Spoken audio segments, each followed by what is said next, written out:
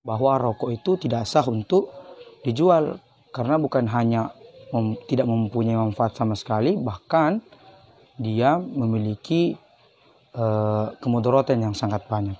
Lianna fihi dararan kabira. Alasan kenapa kemudian haram untuk digunakan sehingga tidak sah ketika dijual, karena di dalam rokok itu sendiri tidak ada manfaat sama sekali, bahkan mempunyai kemudaratan yang sangat.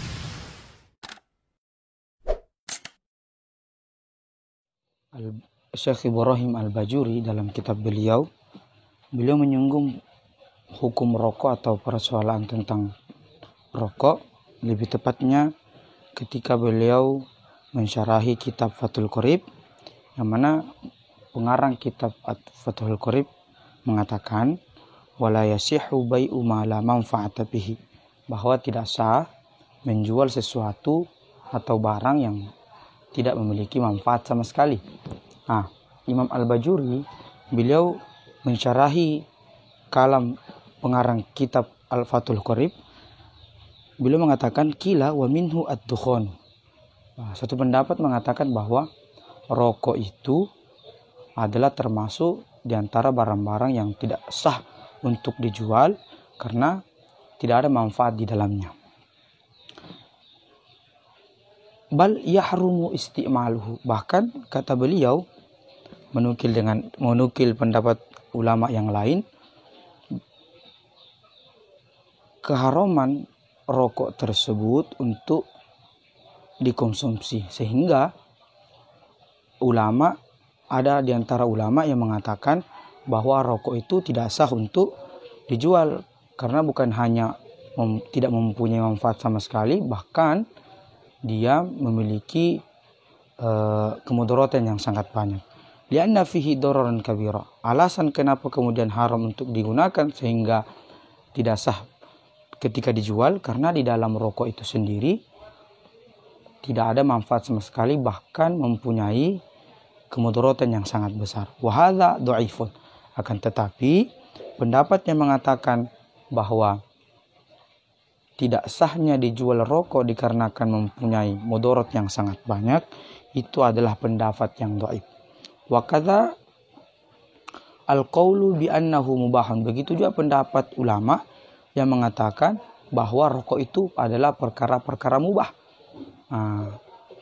Ulama yang berpendapat bahwa rokok itu hukumnya mubah, itu adalah pendapat yang dhaif, sama dengan pendapat yang pertama bahwa haramnya rokok untuk dikonsumsi, itu adalah pendapat yang dhaif. Wal mu'tamadu annahu makruh. Akan tetapi pendapat yang mu'tamad, rokok itu hukumnya makruh. Bal qad ya'tarihil wujub, bahkan bisa sampai kerana wajib idza kana yu'lamud dararu bitarkihi, apabila dia mengalami kemudaratan ketika meninggalkan rokok tersebut. Ketika dia tidak mengkonsumsi rokok, maka ada kelainan di dalam tubuhnya.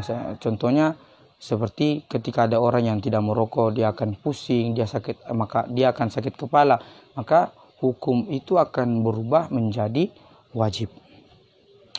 Wa qad ta'tarihil hurmatu, dan terkadang rokok itu sendiri sampai kerana haram, kama idza kana yashtarihi bima yahtajuhu linafaqati iyalihi, sebagaimana ketika dia membeli rokok kemudian tidak ada lagi uang yang ia sisihkan, yang ia simpankan untuk keluarganya, sehingga keluarganya kelaparan. Itu contoh kasus seperti itu bisa menjadikan rokok itu menjadi haram. Alasannya lagi rokok itu bisa menjadi haram, tayaqqona dararahu, atau ada yang berkeyakinan bahwa ketika dia mengkonsumsi rokok dia akan mengalami mudarat dalam tubuhnya, maka itu juga akan menjadikan rokok itu menjadi haram. Jadi bisa kita simpulkan dari pendapat yang di dalam kitab Al-Bajuri bahwa rokok itu tidak ada hukum pasti mengenai bagaimana hukum menghisap rokok tadi. Tergantung melihat daripada kondisi orang yang merokok. Kalau orang tersebut ketika merokok mengalami bahaya, maka dia haram untuk merokok. Atau ketika dia tidak merokok, dia akan mengalami kesulitan juga.